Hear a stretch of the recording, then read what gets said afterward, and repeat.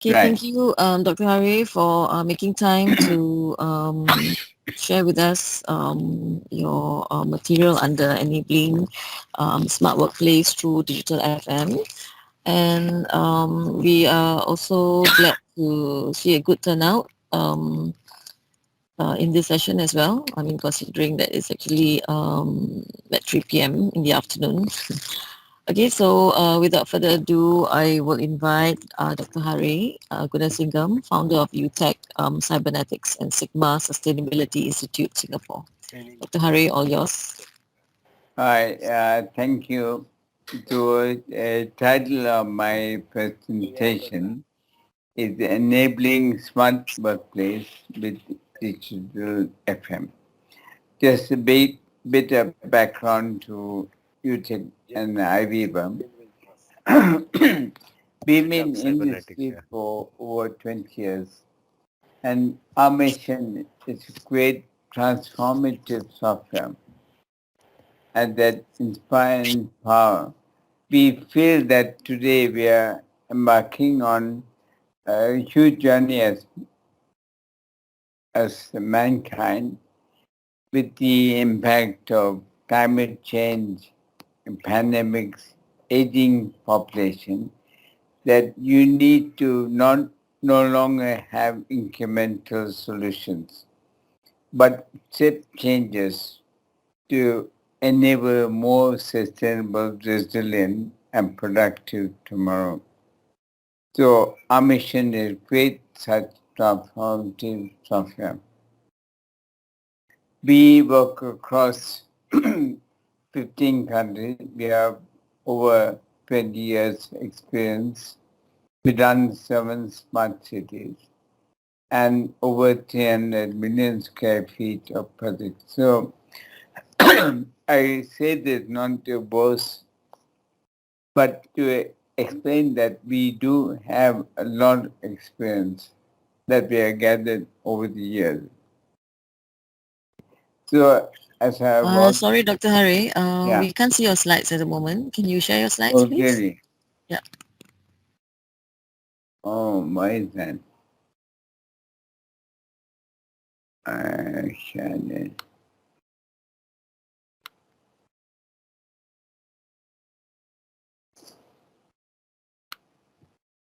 Can you see now? Yes, I can see that. All right. Sorry about that. Try to get the presentation mode. All right. Actually, getting on presentation. Oh, yeah.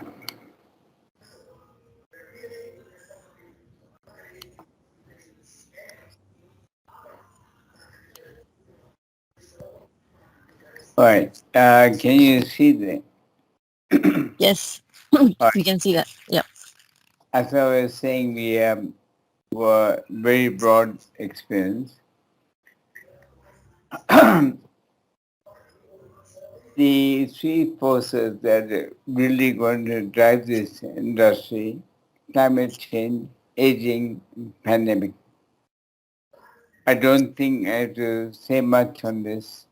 We all know that these are things that are going to affect, and they're going to change the way the built environment, how buildings and workplaces are run.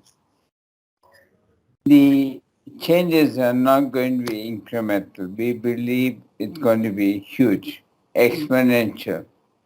For example, in pandemic, today we have COVID-19, which is only about 2% or less death rate. You can imagine if you have pandemic with 10% death rate. Aging, they say certain that within next 30, 40 years, over 30% of the population be above 65. And climate change, we are going to face probably the biggest challenge with a huge change in the climate. Therefore, how we build and operate buildings and workplaces are going to be really different from what they are today. So what we need is step change improvements in performance, resilience, productivity, not incremental, not 10%, but 40% improvement. Only then can we respond to the dramatic changes.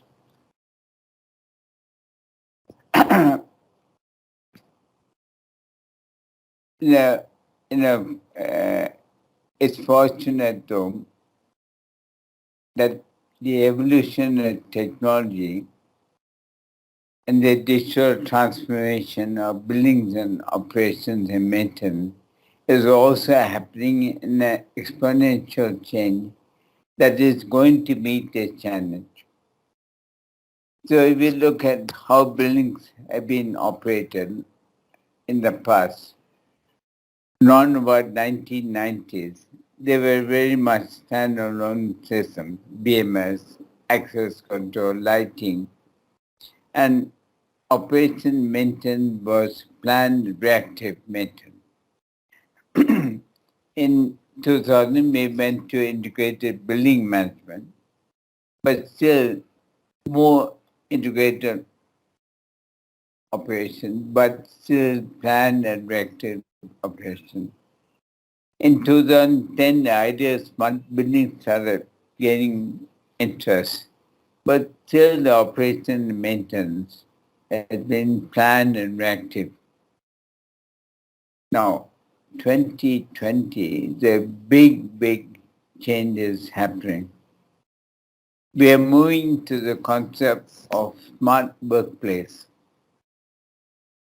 This is a game changer because now we have to move to predictive operation maintenance to manage the new model of smart workplace, which has two components, space as a service and the idea of autonomous building.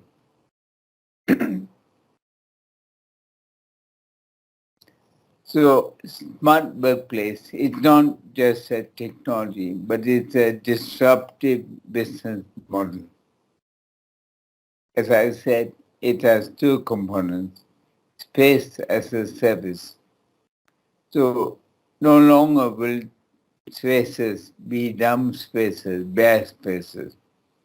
They have to be programmable, agile spaces that can change, that can enhance the tenant experience, sustainability, and productivity. You're already seeing this in the way of co-working spaces like WeWork, Just Go. But more is going to come. The other area, the core and shell of the building, the idea of autonomous building. But autonomous building, there's buildings that automatically optimize and maintain themselves. And today, the demand is going to be super low energy buildings or net zero buildings. These buildings must be able to learn and they must be able to work with 40% less manpower than they do today. So these two things are going to be game changers. The smart workplace comprising space as a service and autonomous buildings.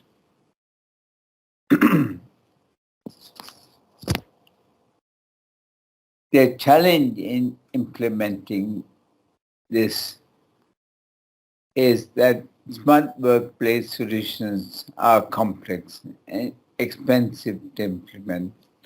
Traditionally, they are custom-made integrations of diverse technology and products. And as technology is evolving rapidly, it's no longer possible to build a solution, workplace that lasts for 10 years. You're changing the workplace literally every year, even every 6 months, as the requirements change.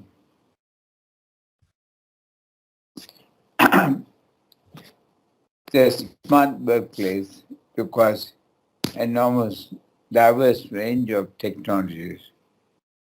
On one hand, there are building technologies, BMS, energy management, lighting, car parking. Then you have the hybrid workplaces, which are driven by space management, resource booking, business management, and then office productivity technology like CRM, video conferencing, unified communication. A smart workplace needs to bring this together. So we've been working on this for many years, trying to crack this problem. How do we build this complex workplace solution supported by the smart building?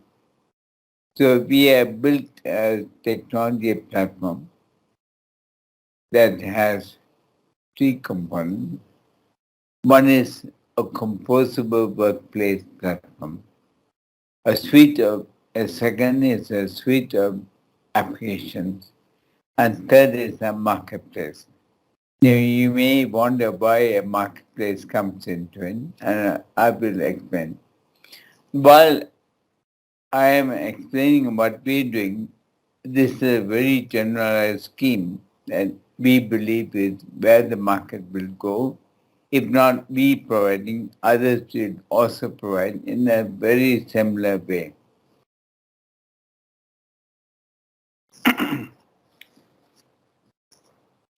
To implement complex workplaces, you need a simple way to manage it. So what we did was create what Lucy, which we call the world's first composable workplace platform. That it works like putting together Lego sets.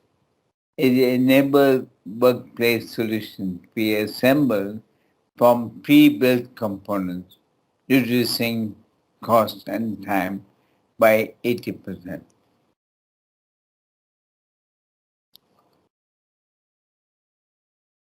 So, to build a smart workplace solution, you need to do three things. You need to connect things to things. This is your autonomous building, increasingly called the digital twin. Then you need to connect things to people to drive operation intelligence and predictive operations and maintenance. And then you have to connect people to connect people for collaboration and digital work management. So if you look at it from bottom to top, at the bottom is the building infrastructure. At the top is the workplace, the tenancies, where people are doing their work. So the future of the smart workplace is to be able to connect all these three things together.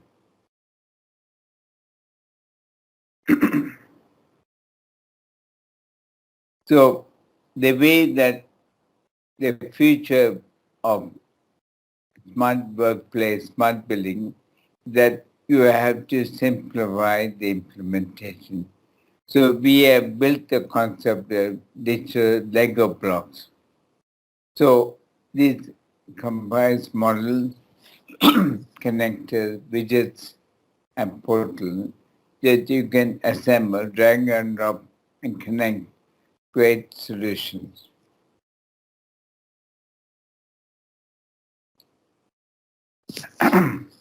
An example here is how we build a digital twin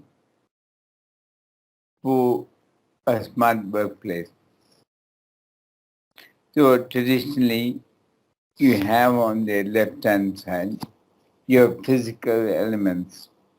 So typically in a building, you will have your IT, OT, IoT. IT means information technology.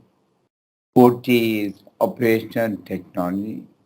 IoT is Internet of Things. And this could be lighting networks, ACME, air conditioning, mechanical ventilation network, metering.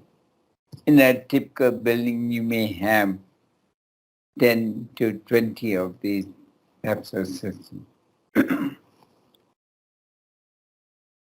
These networks power up your workplace spaces. This could be meeting rooms and food courts. So that is your physical twin, or your physical building or physical spaces. Now, to build the digital twin, what we have developed is simple connectors. One is the models I mentioned, all the models, the spaces, and the equipment, the widgets and portal, and also metadata schema that ties everything together. They build the relationships. And you can drag and drop and connect these elements together to create the digital twin.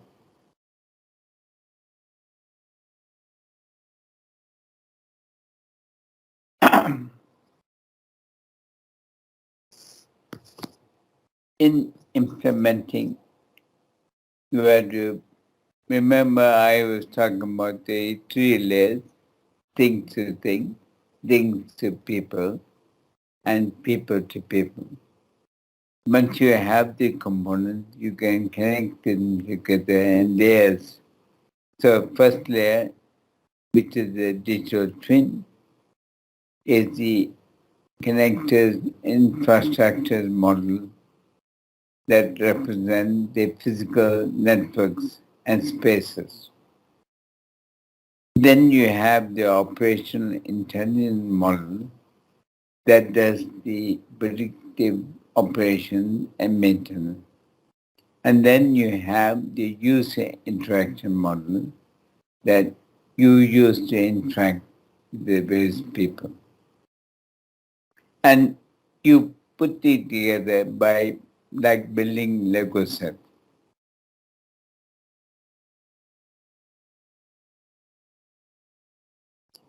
Then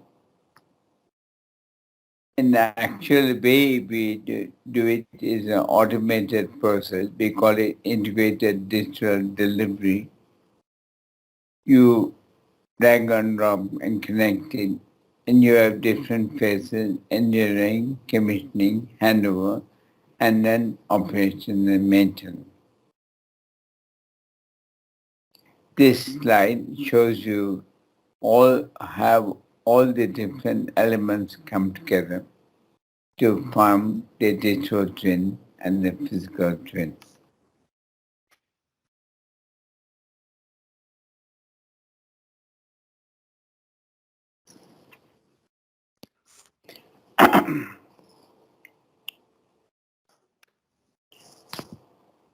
The idea behind this solution is to drive outcome. As I said, the key is not just incremental improvement, but really step change improvement.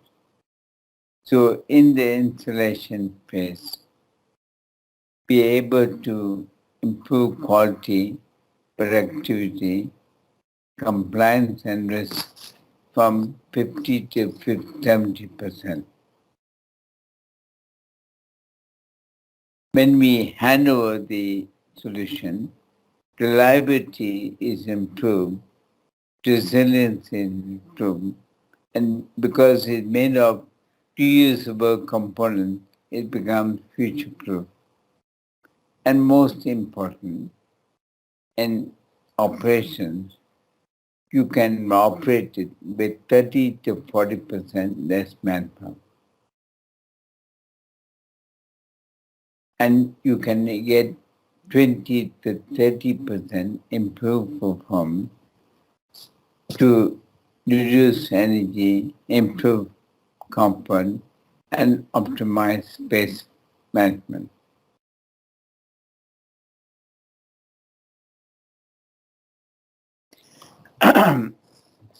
So that brings me to the end of a very quick summary of what you need to do to manage smart workplaces.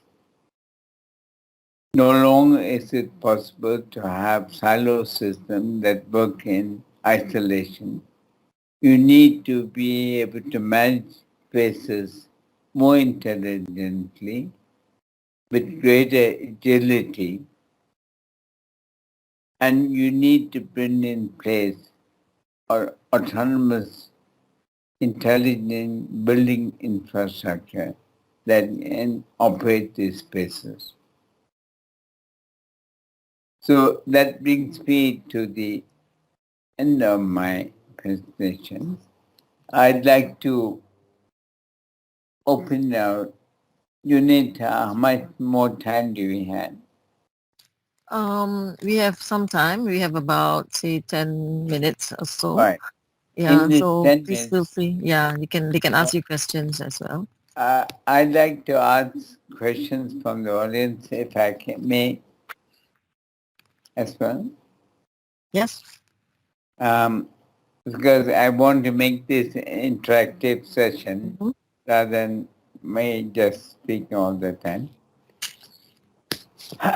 So what I presented to you is the new vision of building autonomous building that can support smarter spaces. We call it space as a service.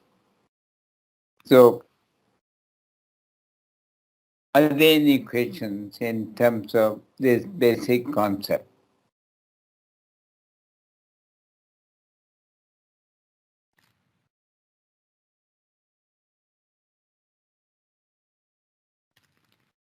Hi, Dr. Hari. Yes, I'm Bunwei from DG. I would want to ask, how does this space as service works for its business model? All right, so that's a very good question. So as you know, we work and just go. Let me go back a bit. In the old days, people landlords just rented you space, right? You take the space, you do your fit on it and run it yourself. Increasingly, people are saying, look, I don't want space. I want space that is smart and already able to have the amenities. But I want its outcome.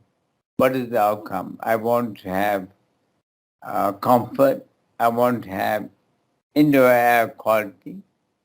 I want to have security. A number of other things, risk management. I don't want to invest in this. I want you to provide this as a service. So now the landlord has to provide this as a service. So the building now must support the smart infrastructure for the office. So as an example, air conditioning. Traditionally, a landlord will provide the air and say if it's a central aircon system, and they will tell the tenant, okay, you put your feet on and you manage your aircon. That's it. If it's leaking and something goes wrong, we'll try to do something. Now the tenants say, I want temperature at 22.5 degrees and I want indoor air quality at this value, humidity at this value, carbon dioxide at this value. So now you're delivering outcomes to the tenant. And as you know, with COVID, and we're only seeing the initial phases of what's going to come to us, then it's going to demand my air quality must be safe for me to work there. Did I answer the question? So yes. So, Dr. Hari, so which means it's actually a rental service, right? So, You're providing the rental, but not just for space, but outcomes. uh-huh. So how does the digitalization actually comes into place when? So for the landlord to be able to deliver outcomes to the spaces, that means you can't do it manually because it has been monitored, controlled, optimized 24 by 7. You have to do it on an automated way with a computerized system. That means not only the equipment, but the human processes, FM process, have to be automated. But now it is no longer about I give you a space and you do your own thing. It's rather I give you a service and an outcome. It's very much like the food delivery services, right? You have an expectation. If you buy something, say from a restaurant, grab it delivering, they will tell you how long it takes to reach you, and they have a SLA in terms of service delivery. So you have an end-to-end expectation of quality outcome. The same will apply to spaces. I see. I think I understand a bit more. But for now, moving on, right? So because of the COVID impact and everything is going into this digitalization and virtual, so the actual space is not much. Can be replaced for instance, when you buy certain items, you do not need that physical space anymore. So I'm not sure whether this would extend the digitalization and the use cases, or it will convert that space as services further even with a digitalized or virtual space. So yeah, I'm not sure. It's just a question. Yeah, there's also a very good question which not fully answered is evolving. As you know, all of us, including me, I'm working from home. I only go to work twice a week for a few hours. Most of my company people are working from home.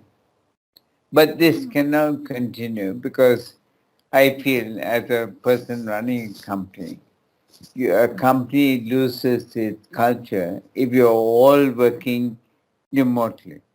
We are not, we are social animals at the end. We have to collaborate physically. We have to see each other. We have to touch each other, my feeling. But however, we don't have to work all the time together. We can meet occasionally. So what is going to happen? We're moving into a hybrid era.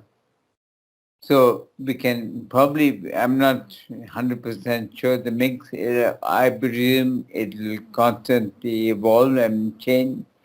But right now my best case is half the time we spend working from home, half the time we spend physically in the office. Now, if that happens, and it's not going to be 50-50, it'll be intermixed. People will come and go, it'll be very dynamic. So spaces have to shrink and expand as the need changes. Also, companies and organizations are not going to be working in one place. They're going to be more distributed. People are going to be working remotely and also working closer. So the dynamics are going to be varied and constantly changing. So why digitalization is necessary? For two reasons. One is you need to program and manage this dynamically. And secondly, you have to change it constantly. For example, today the regulations are you have to use the uh, facial recognition. Tomorrow it may be something else. So because governments and organizations are constantly going to evolve. So the idea of hybrid workplace, where we work from home and work and coffee shop and wherever, is going to come in and it needs to be brought together to a digital framework. That's why if you go back to my slide, probably I didn't explain it very well, but this is a very important slide, I believe. Today, you need to connect things at three levels. Your building needs to be connected, things to things. Make it autonomous, that you can work on its own with less people. Then the building needs to communicate with people, things to people, to give operational intelligence, enable it to be managed predictably. And then people to people, probably the most important thing, digital work management. Though no longer FM is just about the building, just about predictive maintenance, it's about all three of this. So the role of FM is going to merge with IT and become much more dynamic, I believe. Yes, yes, very, very inspiring. And also, I believe with this hybrid working scenario, it open up a lot of other opportunities as well. Right? For instance, you do not need full 8 hours of that particular spaces. So maybe that spaces can be multi-purpose. So in the morning, Totally, yeah. So 100%. yes, you will need more intelligence, like what Dr. Hari mentioned, to include that IT, to have that intelligence to connect the spaces, people, functions, and of course to other things as well. And a very good point, and I would add to that.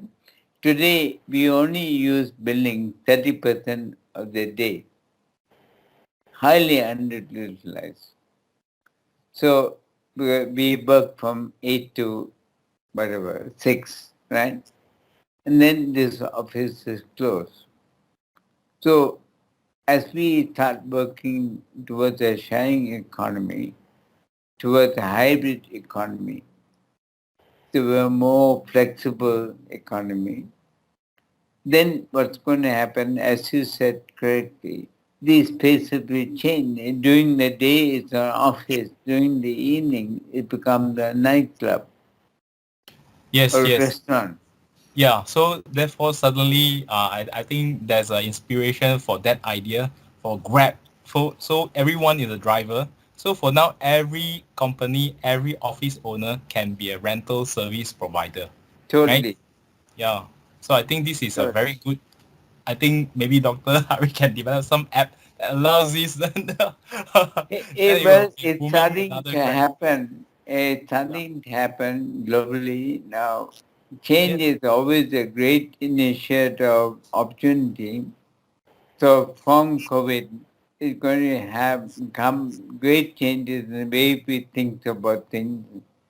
Employees who never thought about letting their employees work from home now understand it's a necessity, right? And lots of change is going to happen. And very exciting for the built environment and for the FM industry if we can grasp the opportunity fully. Hello, Yes, yeah, Dr. Hari. Yeah, I yes. think thank you for the inspiring presentations.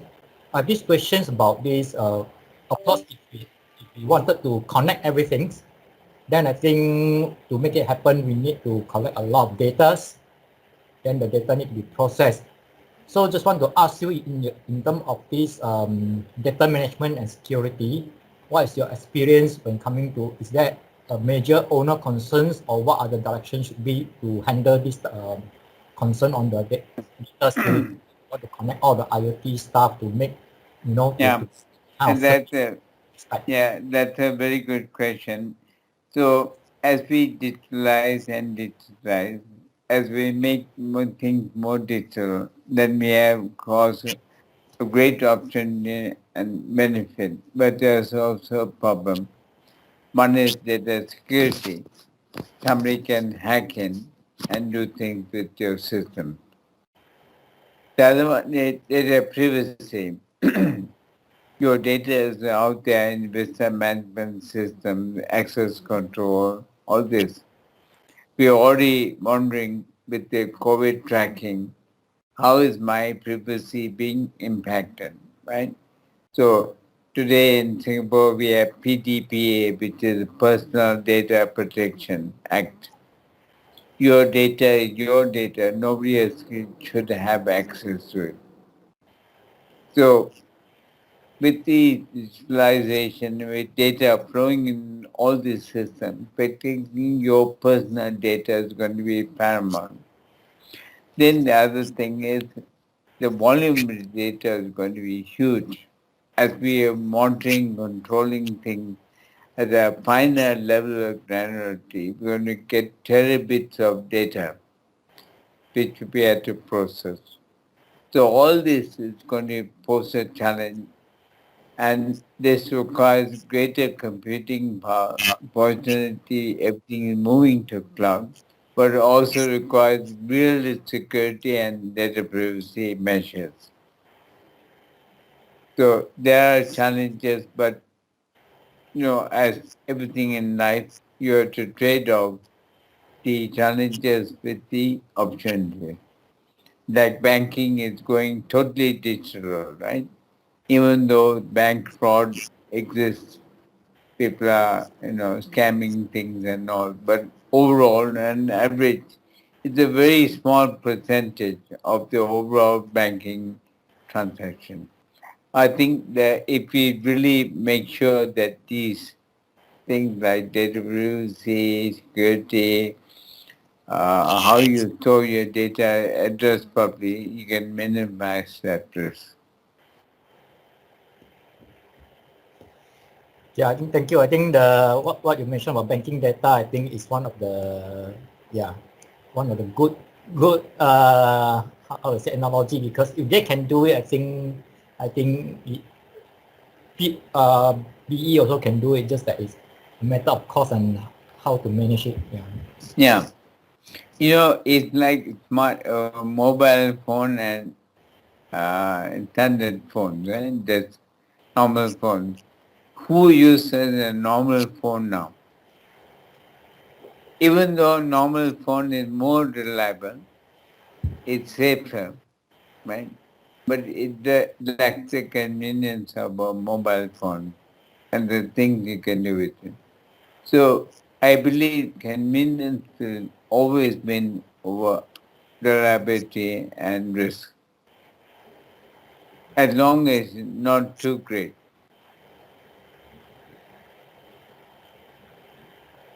But I think a more major issue will be the data access, because now, like for example, if you are doing all fully automated this FM, I think only a few people got access to those data.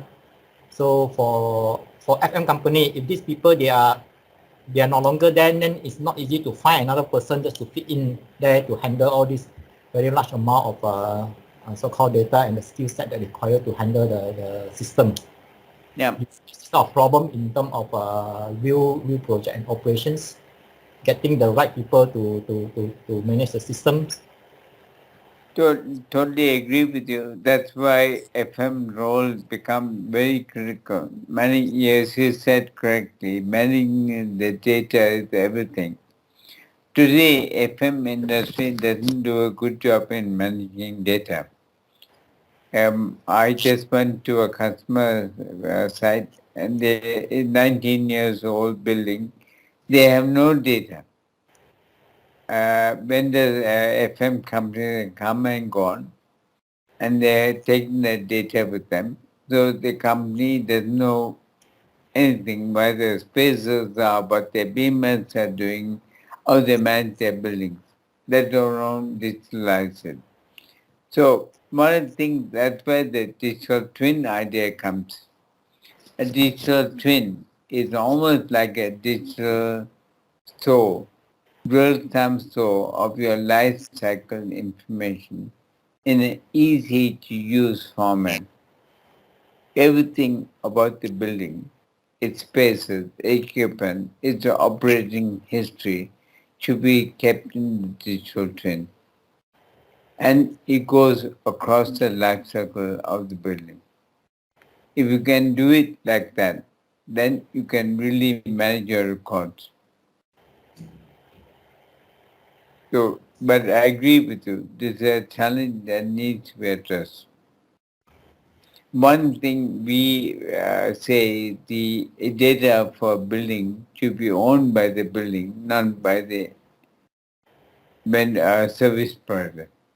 It should move with the building. So if you buy a building or sell a building, you should get your data in a certified form. The idea is working, but the challenge is the building owner side. They got nobody who can handle the Totally. data. Well, they have to start employing proper FM people, and that's a great opportunity for the industry. It's going to come with the government pushing for sustainable 30% saving in energy, improve health and safety, well-being.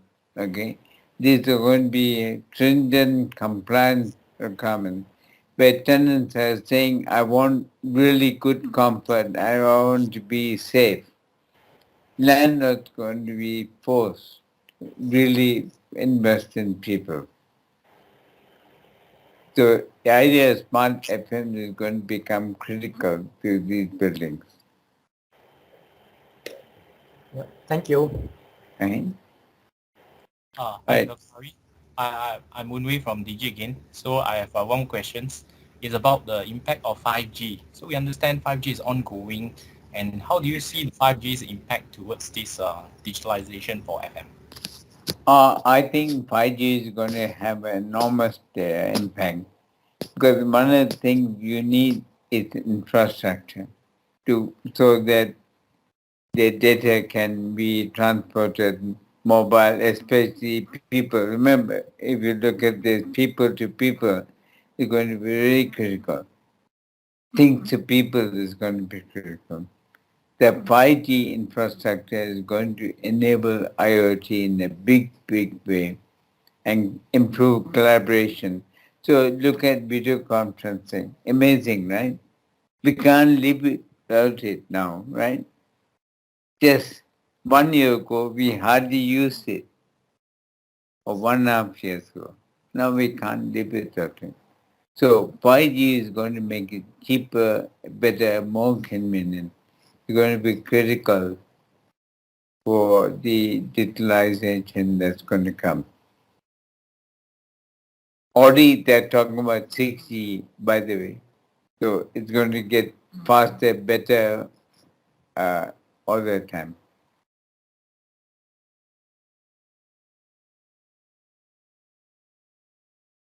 Thank you, Dr. Hari. Right? Right. Thank you very much for the time. Thank you, Alright, Dr. Hari, thank for you. your sharing. I think it has been very inspirational. Thank you for having spending some time with us on this afternoon. My pleasure. Yes.